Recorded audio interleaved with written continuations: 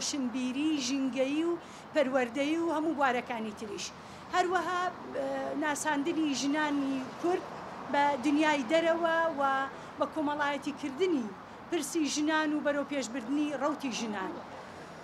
لە هەمان کاتدا هەوڵی ئەوەی داوە کە تونوتیژی کەم بێتەوە بە هەموو شێوازەکانی. ئێمە بەڵێن دەدەین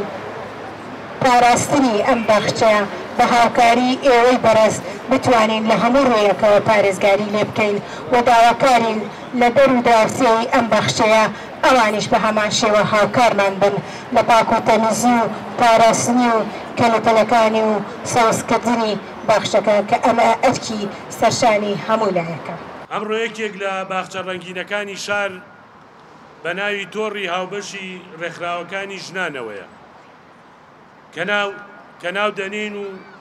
وەک ڕێزێنانێ لە تێکۆشانی ژنانی کورد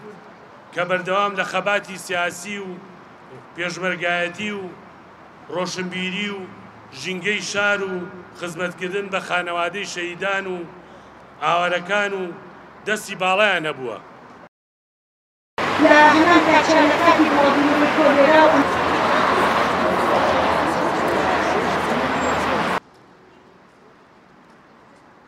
بگەین بەکاری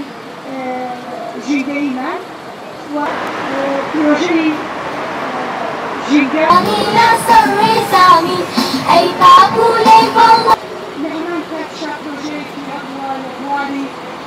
بەداخەوە لەلایەن یەکێکە بەما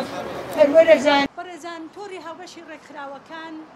مێژوویەکی کۆنی هەنگای مەدەنی و ژنان و ئافرەتان و چەندین کەسایەتی